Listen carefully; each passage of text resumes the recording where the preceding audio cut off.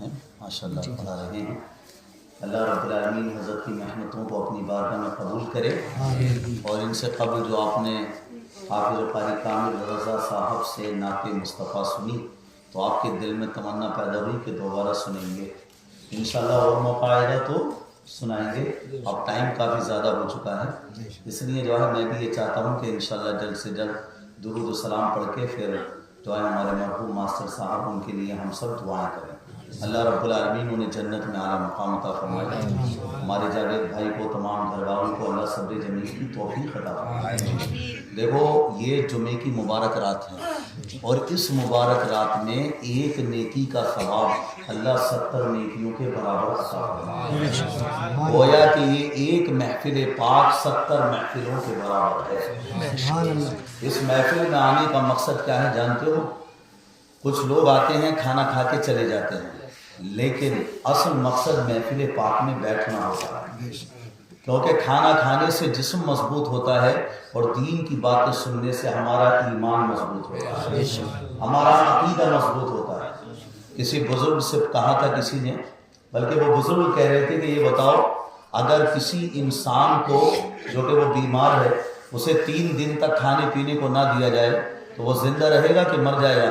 یعنی وہ ہے بھی بیمار اور اس کے پاس نہ اس کو کھانے کو دیا جائے نہ دوا دی جائے تو زندہ رہے گا کہ مر جائے گا؟ لوگوں نے کہا حضرت اگر وہ بیمار ہے اور اسے دوا بھی نہ دی جائے اور کھانے پینے کو نہ دیا جائے تو 3 دن میں تو وہ مر جائے گا. فرمایا یہی حال تمہارے دلوں کا بھی ہے. اگر تمہارے دلوں کو 3 دن تک قرآن کی باتوں سے، حدیث کی باتوں سے، اللہ والوں کی باتوں سے روک دیا گیا تو تمہارے دل بھی مر جائیں گے. دل مر جاتے ہیں اگر دین کی باتیں ان کو نہ سنائی جائیں تو آپ ماشاءاللہ ایسی محافل میں حاضر ہوا کریں. اب جیسے کہ ماشاءاللہ بتایا الحمدللہ کہ جو ہے جمعرات کے دن عشاء کی نماز کے بعد گلفام والی مسجد میں الحمدللہ محفل پاک ہوتی ہے اور وہ اجتماع ہوتا ہے، آپ اس میں شرکت کیجیے. یہاں 40ویں کی محفل ہے تو الحمدللہ آپ آگے، اچھی بات ہے. تو یہ بات بھی آپ اپنے ذہن میں رکھیے گا کہ یہ جو محفل ہو رہی ہے اس کا ثواب حدیث پاک میں آتا ہے کہ جب کوئی دنیا سے چلا جائے اس کے گھر والے ایسا اقربا رشتہ دار اس کے نام سے اصالہ ثواب کریں، اس کے لیے دعائیں کریں، محفلیں سجائیں تو ان کی ان عبادتوں پر اللہ رب العالمین مرحوم کو اس کی قبر میں پہاڑوں کے برابر ثواب عطا فرماتا ہے. سبحان اللہ سبحان اللہ. بتائیے کسی کو اگر 50 لاکھ روپے انعام میں دے دو تو کتنا خوش ہوگا؟ پیارے نبی فرماتے ہیں اس سے بھی زیادہ خوشی ان قبربانوں کو ہوتی ہے جن کے لیے آپ ہاتھ اٹھا کے دعائیں کیا کرتے ہیں، بلکہ ساری دنیا کی دولتوں سے زیادہ خوشی ان قبربانوں کو ہوتی ہے جن کے لیے آپ ہاتھ اٹھا کے دعائیں کرتے ہیں. تو ماں باپ کے نام سے صدقات و خیرات کرنا، مساجد مدارس میں دینا، غریبوں کی مدد کرنا، اچھے کاموں میں اپنے پیسوں کو اٹھانا، علماء اور طلباء کی خدمت کرنا، اگر والدہ بچی ہیں تو ان کی دل سے خدمت کرنا. سبحان اللہ، یہ اتنا بابرکت ہے کہ پیارے نبی فرماتے ہیں تم میں سے جب بھی کوئی نیک کام کرے تو اپنے ماں باپ کی طرف اس کو منسوب کر دے. یعنی اگر وہ 100 روپے بھی دے رہا ہے اللہ کی رضا کے لیے، اپنے ماں باپ کے ایصال ثواب کے لیے، یا 1000 2000 بھی دے رہا ہے تو اللہ مطلب پیارے نبی فرماتے ہیں کہ اللہ کی رضا کے لیے جب وہ یہ کام کر رہا ہے تو اپنے ماں باپ کی جانب سے کرے تو اللہ رب العالمین اس کو بھی اتنا ثواب عطا فرمائے گا اور اس کے ماں باپ کو بھی اتنا ثواب عطا فرمائے گا. بے شک. سبحان اللہ سبحان اللہ سبحان اللہ. خدا کی رحمت دیکھیے آپ. ایک صحابی تھے حضرت سعد رضی اللہ تعالی عنہ، انہوں نے عرض کیا یا رسول اللہ میری ماں کا انتقال ہو گیا ہے، میں اپنی والدہ کے لیے کیا کروں؟ تو پیارے نبی نے فرمایا ان کے لیے کنواں کھدوا دو. اس وقت پانی کی بہت زیادہ قلت تھی، پانی مشکل سے ملتا تھا. فرمایا لوگوں کے لیے آسانی ہو جائے گی، وہ پانی پئیں گے، تمہیں دعائیں دیں گے، تمہاری ماں کے لیے دعا کریں گے، تو اپنی ماں کے ایصال ثواب کے لیے تم جو ہے کنواں کھدوا دو. اب انہوں نے کنواں کھدوا دیا، اس پہ لکھوا دیا ہذہ لأم سعد، یہ سعد کی ماں کے لیے ہے. یعنی جو بھی اس سے پانی پیے اس کا ثواب سعد کی ماں کو پہنچ جائے. تو اب آپ غور کیجیے، تو یہ طریقہ تو چلتا آیا ہے. حدیث پاک میں آتا ہے اپنے ماں باپ کی قبر پہ آپ جائیے، ماشاءاللہ کل جمعے کا مبارک دن ہے، ویسے تو روز حاضری دیں اور جمعے کے مبارک دن بھی جائیں تو سبحان اللہ، بعض روایت میں ہے کہ ماں باپ کی قبر کی زیارت کرنا، ان کے پاس جانا، الحمدللہ اس پر اللہ عمرے کا ثواب عطا فرماتا ہے۔ ماں باپ کی قبر پر کھڑے ہو کر والد یا والدہ یا دونوں کی قبر، اگر مطلب دونوں دنیا سے جا چکے ہیں یا ایک جا چکا ہے، وہاں پر جاتے ہیں اور وہاں پر یاسین شریف پڑھتے ہیں تو اللہ رب العالمین آپ کو اتنا بڑا اجر و ثواب عطا فرماتا ہے کہ یاسین شریف کے صدقے میں اللہ تمہارے ماں باپ کی بھی بخشش کر دیتا ہے اور تمہاری بھی بخشش کرتا ہے۔ کسی کی نماز جنازہ میں بھی جب شریک ہوا کرو تو اس نیت کے ساتھ کہ اللہ راضی ہو جائے۔ لوگوں کو چہرہ دکھانے کے لیے مت جایا کرو کہ ہم نہیں آئے ہیں، نہ، اللہ کی رضا کے لیے جاؤ۔ جان تو کتنا بڑا ثواب ہے، فرمایا اللہ کی رضا کے لیے آپ جاؤ گے کسی کے جنازے میں، اور جنازہ جنتی کا ہے، اللہ نے اس کی بخشش اور مغفرت فرما دی ہے۔ جو جتنے پیچھے نماز پڑھنے والے ہیں اللہ رب العالمین سب کی بھی مغفرت اور بخشش فرما دے گا۔ سبحان اللہ۔ اور اگر جنازہ گناہگار ہے تو جو پیچھے نماز پڑھنے والوں میں افراد ہیں، اگر وہ ماشاءاللہ رب العالمین عبادت گزار ہیں، ان میں سے کوئی بندہ ایسا ہے جو کہ اللہ کی عبادت کرنے والا، دل سے اللہ رب العالمین کی بارگاہ میں جھکنے والا ہے، تو اس کی عبادت اور پرہیزگاری اور دینداری ایمانداری کی بنیاد پر اللہ رب العالمین اس کی بخشش فرما دیتا ہے جس کا جنازہ لگا ہوا ہے۔ بے شک بے شک، سبحان اللہ۔ بتائیے آپ، تو اللہ کی رحمت تو اتنی بڑی ہے کہ بندہ جتنی زیادہ کوششیں کرے گا دین کے لیے، اللہ رب العالمین اس کو اتنی ہی برکتیں اور رحمتیں عطا فرمائے گا۔ قبل توبہ رب کی رحمت ہے بڑی، ورنہ تجھ کو قبر میں ہوگی سزا بہت کڑی۔ اس لیے ماشاءاللہ ان اشعار پر بھی توجہ کریں۔ بے وفا دنیا پہ مت کر اعتبار، تو اچانک موت کا ہوگا شکار، موت آ کر ہی رہے گی یاد رکھ، جان جا کر ہی رہے گی یاد رکھ، گر جہاں میں 100 برس تو جی بھی لے، قبر میں تنہا قیامت تک رہے، موت آئی پہلواں بھی چل دیے، خوبصورت نوجوان بھی چل دیے، دبدبا دنیا ہی میں رہ جائے گا، حسن تیرا خاک میں مل جائے گا، تیری عظمت تیری شہرت عہدہ تیرا، کچھ نہ کام آئے گا سرمایہ تیرا، جب اندھیری قبر میں تو جائے گا، روئے گا چلائے گا گھبرائے گا، کام مالو سر وہاں نہ آئے گا، غافل انسان یاد رکھ پچھتائے گا، جگہ جی لگانے کی دنیا نہیں ہے، یہ عبرت کی جا ہے تماشا نہیں ہے، بادشاہوں کی بکھری ہوئی ہڈیاں کہہ رہی ہیں نہ بننا کبھی حکمراں، موت آ کر رہے گی تجھے بے گماں، ایسو عشرت کی اڑ جائیں گی دھجیاں، موت کا دیکھو اعلان کرتا ہوا، سوئے گورے غریباں جنازہ چلا، کہتا ہے جام ہستی کو جس نے پیا وہ بھی میری طرح قبر میں آئے گا، جیتنے دنیا سکندر تھا چلا، جب گیا دنیا سے خالی ہاتھ تھا، مہیا گو کہ سب سامان ملکی اور مالی تھے، سکندر جب گیا دنیا سے دونوں ہاتھ خالی تھے، سکندر جب گیا دنیا سے دونوں ہاتھ خالی تھے، تو جب پتا چلا کہ دنیا فانی ہے تو ہم کیوں نہ اس دنیا میں اپنے نبی کا ذکر کریں، اس لیے کہ جو نبی کا ذکر کرتا ہے وہ انتقال کے بعد بھی اللہ کی رحمتوں میں رہتا ہے، اللہ رب العالمین اسے ایسی برکت عطا فرماتا ہے۔ اور اہل ایمان آپ اپنا عقیدہ رکھیں، آج ماسٹر صاحب جاوید بھائی کے والد محترم نگاہوں کے سامنے موجود نہیں، لیکن یاد رکھیں کہ وہ زندہ ہیں، ان کی اولاد ان کے لیے ایصال ثواب کر رہی ہے، نبی کی محفل سجا رہی ہے، اللہ کی قسم اس کا ثواب اللہ رب العالمین انہیں ان کی قبر میں پہاڑوں کے برابر عطا فرمائے۔ بے شک بے شک، سبحان اللہ۔ کون کہتا ہے مومن مر گیا، قید سے چھوٹا وہ اپنے گھر گیا؟ قید خانہ تو یہ ہے، مولا علی فرماتے تھے ساری دنیا سو رہی ہے، کسی نے کہا جاگیں گے کب؟ فرمایا موت آئے گی تو جاگ جائیں گے۔ موت جگانے کے لیے آتی ہے، لیکن اہل ایمان کو اپنے دل کو ان باتوں سے سکون دینا چاہیے کہ ہم جب تک زمین کے اوپر رہتے ہیں خدا کو دیکھتے ہیں، اور جب قبر میں جاتے ہیں تو چہرے مصطفیٰ کو دیکھتے ہیں۔ نعرے تکبیر، نعرے تکبیر، نعرے رسالت، علماء اہل سنت، مفتی فہیم الدین صاحب قبلہ، جشن اسالی ثباب، سیرت مصطفیٰ، نعرے تکبیر، نعرے رسالت۔ بہت خوب، اچھا پیغام۔ کیسے میں کہہ دوں قبر میں اندھیرا ہوگا، واہ واہ، کیسے کہہ دوں قبر میں اندھیرا ہوگا، سامنے آقا جو ہوں گے تو سویرا، واہ واہ واہ واہ، سامنے آقا جو ہوں گے تو सवेरा होगा, तैबा जाऊं या ना जाऊं ये मुकद्दर जाने, या रसूल अल्लाह तैबा जाऊं या ना जाऊं ये मुकद्दर जाने, पर है यकीन कब्र में दीदार तुम्हारा होगा। है यकीन कब्र में दीदार तुम्हारा होगा। वो नाते पाक आपने सुनी होगी, ये ना पूछो किधर जा रहा हूँ, आज मैं अपने घर जा रहा हूँ। यानी जिसका इंतकाल हुआ वो ऐलान करता है कि ये ना पूछो किधर जा रहा हूँ, आज मैं अपने घर जा रहा हूँ। उसका ये शेर मुझे बड़ा पसंद आता है कि सामने रूए सरकार होगा, उनके चेहरे का दीदार होगा, उनके चेहरे का दीदार होगा।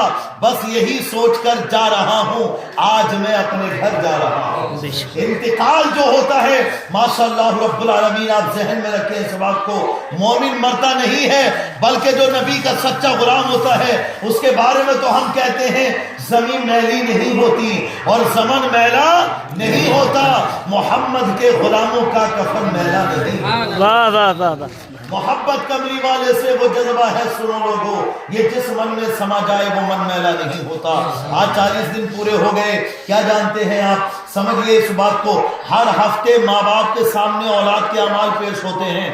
इसलिए हर हफ्ते जब भी आपके माँ बाप जुमेरात या जुमे के दिन माँ बाप के सामने अगर उनका इंतकाल हो चुका है तो औलाद के अमाल पेश होते हैं कि देखो तुम्हारी औलाद ने ये किया। अगर अच्छे काम किए होते हैं तो माँ बाप खुश होते हैं। माँ बाप के नाम से इसाले सवाब कीजिए, उनके नाम से महफिलें सजाना या गरीबों को खाना खिलाना, मसाजिद और मदारिस की मदद करना, ये अहले ईमान का तरीका है, क्योंकि उनका एक सिलसिला हमारे साथ जुड़ा हुआ है। प्यारे आका फरमाते हैं कि तुम अपने मरहूमीन के लिए दुआएं किया करो, उनके नाम से सदकात और खैरात किया करो, इसलिए कि मेरी उम्मत कब्र में जाएगी तो गुनाहगार होगी, लेकिन क़यामत के दिन जब कब्र से बाहर आएगी तो नेकोकार होगी, सारे गुनाहों से पाक हो चुकी होगी। जब कब्र में जाएगी तो गुनाहगार होगी, लेकिन जब कब्र से बाहर आएगी तो गुनाहों से पाक साफ हो चुकी होगी। साहबा इकराम ने अर्ज़ किया, या रसूल अल्लाह, बंदा जब कब्र में गया तो पहले गुनाहगार था, अब नेक कैसे बन गया? अभी तो उसने कब्र में जाने के बाद नमाज भी नहीं पढ़ी, कुछ भी नहीं किया, तो फिर अब नेक कैसे हो गया वो? फरमाया प्यारे नबी ने, सुनो, कयामत तक आने वाले लोग जो इसके लिए दुआएं करते रहे, उसके बेटों ने दुआएं की, उसके पोतों ने दुआएं की, आने वाली नस्लें दुआएं की, लोगों ने दुआएं की, उलमा ने मस्जिदों में दुआएं की, मुदर्रिसों ने अपने मदरसों में दुआएं की, उनकी दुआओं की बरकत से अल्लाह ने मेरी उम्मत के गुनाहों को माफ किया। सुभान कब्र से जब बाहर आएंगे तो नेक होंगे, पाक साफ होंगे, गुनाहों से आजाद हो चुके होंगे। सुभान अल्लाह, कितना प्यारा दीन है हमारा। एक दूसरे को दुआओं में याद रखा करो, और ऐसा ही नहीं कि कब्र में जाने वालों को भी याद रखो, कब्र में ही जाने वालों को याद रखो, ऐसा नहीं होना चाहिए। जो जिंदा है उनको भी दुआओं में याद रखो। किसी के माल को देख के परेशान मत हुआ करो, बल्कि दुआएं किया करो, या अल्लाह रब्बुल आलमीन इसे और भी इज्जत अता फरमा, और भी दौलत अता फरमा, और सबसे बड़ी दौलत नमाज पढ़ने की दौलत अता फरमा, दीन पे चलने की दौलत अता फरमा, शादी ब्याह में डीजे बाजे नाच गाने और नाचने वालियों को बुलाने से बचने की तौफीक अता फरमा। ये दुआएं किया करो आप, तो अल्लाह रब्बुल आलमीन कितना खुश होता है जानते हो? अल्लाह फरमाता है, पहले मैं तुझे अता फरमाऊंगा, बाद में उसे अता फरमाऊंगा। अगर आप किसी के लिए दुआ करते हैं, अल्लाह मेरे भाई को शिफा दे दे, मेरे भाई के कारोबार में बरकत दे दे, तो अल्लाह फरमाता है पहले तुझे अता करूंगा दुआ करने वाले, बाद में उसे अता करूंगा जिसके लिए दुआ कर रहा है। और फरिश्ते भी ये अर्ज करते हैं, अल्लाह ये तेरा इतना अच्छा बंदा है जो दूसरों के लिए दुआएं करता, मौला पहले इसे अता फरमा, बाद में उसे अता फरमा। बेशक, तो दुआएं किया करो, दिल से हसद दूर होगा, नफरतें दूर होंगी, मोहब्बतें फैलेंगी। मौत का कोई भरोसा है, कभी भी दुनिया से कोई जा सकता है। एक बात मैं कहना चाहता हूँ यार, शादी में आजकल ये मसला चल रहा है कि लोग चढ़ा रहे हैं बारात, ये काम मत करो हैं। और अब आप ये मत कहना कोई के साथ आपके यहाँ या उनके यहाँ ऐसा होता है, आप सब मेरे हो। मेरा मकसद है सबको समझाने का। कभी कभी मैं बड़े खतरनाक अंदाज में भी समझा देता हूँ, तो मेरे घर वाले मुझसे कहते हैं, हजरत इतना गुस्सा करने की जरूरत नहीं है, जो मानता है प्यार से समझा लो, और नहीं मान रहा तो आप क्यों टेंशन ले रहे हो। मगर मैं बता रहा हूँ आपसे कि टेंशन तो होती है भाई। प्यारे नबी फरमाते हैं, मुझे डीजे बाजे नाच गाने और ये जो बाजा है, समझे, इसको मिटाने का हुक्म दिया गया है। ढोल ताशा या बाजा یہ ڈی جے تو چلو اب شروع ہوا، لیکن اس قسم کی تمام جو مطلب چیزیں ہیں یا آلات موسیقی ہیں سب کو مٹانے کا حکم دیا گیا۔ تو جس چیز کو پیارے نبی مٹانے آئے وہ ہم شادی کے موقع پہ دھڑلے سے بجا رہے ہیں، ہماری باراتیں جا رہی ہیں تو اس انداز کے ساتھ جا رہی ہیں، اور بھائی صاحب 7 بجے کی باراتیں رات میں تو 12 بجے آ رہی ہیں۔ بتاؤ کب نکاح ہوگا، کب کھانا کھائیں گے؟ 12 بجے کی دوپہر میں جو بارات ہے وہ 5 بجے آ رہی ہے شام میں۔ یہ حالت ہے، کھڑے ہو کے کھانا کھا رہے ہیں، سب غلط باتیں ہیں۔ کھڑے ہو کے کھانا کھانا، پہلے کیا ہوتا تھا ماشاءاللہ 10-15 سال پہلے لوگ ماشاءاللہ بیٹھا کر کے انتظام کرتے تھے، 20-25 نوجوان ہمارے کھلانے والے ہوتے تھے، کتنا کھانا بچتا تھا اور برکت بھی ہوتی تھی۔ اب آدمی کو خود ہاتھ میں پلیٹ دے دیا، ہمارے کچھ بزرگوں سے بتاؤ ان کا خیال بھی کیا کرو، وہ ایک ہاتھ سے روٹی توڑے، پلیٹ پکڑے یا بوٹی توڑے، کیا کریں؟ وہ مجبوری میں کچھ تو زمین پہ بیٹھ کے کھا رہے ہوتے ہیں، یہ خیال نہیں آتا کسی کو۔ مائیں بہنیں زمین پہ بیٹھی ہوتی ہیں، ان کو بھی اختیار دے دیا کہ جاؤ اپنے ہاتھوں سے کر کے لو۔ اب جس جگہ سے مرد لے رہے ہیں اسی جگہ سے عورتیں بھی لے رہی ہیں، ہوتا تو کتنی بری بات ہوئی ہے ہمارے معاشرے میں، ختم کیجیے۔ کوئی یہ نہ کہے وی آئی پی لوگوں کا کھانا کھلانا ہے، نہیں، یہ جاہلوں کا کھانا کھلانا ہے، یہ بدکاروں کا کھانا کھلانا ہے۔ نیک آدمی بیٹھ کے کھاتا ہے اور بیٹھ کے کھلاتا ہے، صحیح ہے؟ تو بیاہ شادی کے موقع پہ ان چیزوں کو ذہن میں رکھو، مٹاؤ ان چیزوں کو۔ اب یہ مت سوچنا بھی ان کے یہاں ہوا تھا تو ایسا ہوا، ان کے یہاں ہوا تھا تو ایسا ہوا۔ جو عمل کر لے اچھی بات ہے، اور عمل نہیں کر رہا تو وہی اپنے معاملے کو خود دیکھے گا وہ۔ ہم تو صرف کہہ سکتے ہیں بلغوا عنی ولو آیا، دین کی بات تم تک پہنچا دی، مگر اللہ کی قسم کھا کے اتنا ضرور کہتے ہیں اگر بیٹھ کے عزت سے کھلاؤ گے تو اللہ تمہارے کھانے میں برکت عطا فرمائے گا، تمہیں عزت بھی عطا فرمائے گا، کھانے میں برکت بھی عطا فرمائے گا، ہر قسم کی آفت سے تمہیں محفوظ بھی فرمائے گا، شریعت پر عمل بھی ہوگا۔ اور سنیے، ڈی جے باجے ناچ گانوں سے بچو گے، اللہ رب العالمین تمہارے گھروں میں خیر و برکت بھی دے گا، بچوں میں شرم و حیا بھی عطا فرمائے گا۔ اس لیے یہ باتیں ہیں، دیکھو زندگی تو گزر رہی ہے لیکن کیسے گزرنی چاہیے اس پر دھیان کرو۔ شادی میں کیا ملے گا بھائی صاحب؟ 5 لاکھ 10 لاکھ 15 لاکھ 20 لاکھ لوگ تمنائیں کر رہے ہیں، چھوڑ دو سب، اللہ جو عطا فرمائے گا وہ مل جائے گا۔ یا لڑکی والا کچھ بھی نہیں دے گا لیکن اللہ کا فرمانا چاہے گا تو سب کچھ مل جائے گا۔ کتنے لوگ ہیں شادی پہ کچھ نہیں ملا لیکن آج سب کچھ موجود ہے، کتنے لوگ ہیں شادی پہ بہت کچھ ملا آج کچھ موجود نہیں ہے۔ توجہ کر لیجیے گا میری بات پر، گھر جو بھرتا ہے وہ اللہ کے بھرنے سے بھرتا ہے، اللہ جب عطا فرماتا ہے تب گھر بھرتا ہے، لڑکی والوں کے دینے سے گھر نہیں بھرتا۔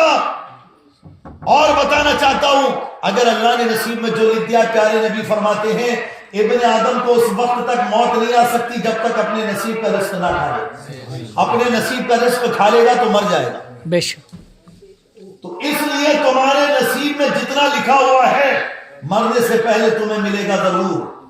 کروڑوں ارب روپے کی سمپتی لکھی ہے، ملے گی۔ ہیلی کاپٹر میں بیٹھنا لکھا ہے یا اپنا ہونا لکھا ہے، ملے گا۔ جب اللہ اڈانی امبانی کو عطا فرما سکتا ہے، Warren Buffett Mark Zuckerberg Elon Musk کو عطا فرما سکتا ہے تو ہم تو ایمان والے ہیں۔ اپنے آپ کو کم مت جانو، سنو اب بھی تمہیں وہ سب کچھ عطا فرما رکھا ہے اللہ نے جو ان ظالموں کو عطا نہیں ہوا۔ سب سے بڑی دولت تو ہمیں تمہیں عطا فرما رکھی ہے اللہ نے۔ کیوں؟ سنو، مسجد میں آپ آ جا سکتے ہیں، غریب آ جا سکتا ہے، بلکہ غریب بچہ اگر وہ قرآن کا صحیح سے حافظ بن گیا اور اچھے تلفظ کے ساتھ وہ قرآن کو پڑھنا جانتا ہے تو مصلی پہ کھڑے ہو کے امام بھی بن سکتا ہے۔ لیکن ایلون مسک چاہے پوری دنیا کا سب سے زیادہ امیر آدمی بن جائے مگر ہماری مسجد میں قدم رکھنے کی اجازت اسے نہیں، اس لیے کہ اسے دنیا کی دولت تو حاصل ہے مگر اللہ رسول کی محبت حاصل نہیں ہے، ایمان کی دولت نہیں ملی ہے۔ تو جسے ایمان کی دولت ملی ہے سمجھ لو اسے ہی پوری کائنات کی عظمت ملی ہے، اسے ہی سب کچھ ملا ہے۔ فرمایا سنو، دنیا کی دولت تو اللہ سب کو عطا کر دیتا ہے، کافر کو، مشرک کو، مسلمان کو، امیر کو، غریب کو، پیر کو، صغیر کو، مفلس کو، اسیر کو، عربی کو، عجمی کو، گورے کو، کالے کو، جوان کو، بوڑھے کو، مرد عورت سب کو۔ دنیا کی دولت تو سب کو عطا کرتا ہے مگر ایمان کی دولت اپنے محبوب بندوں کو عطا کرتا ہے۔ تو ایمان کی دولت کو بچائیے۔ کہنے کے بہت سی باتیں ماشاءاللہ آپ جا کے سن رہے ہیں لیکن ذمہ داری یہ ہے کہ دوسری جگہ اور بلایا گیا ہے تو انشاءاللہ وہاں پر بھی حاضری ہوگی، صلاۃ و سلام کے لیے کھڑے ہو جائیں۔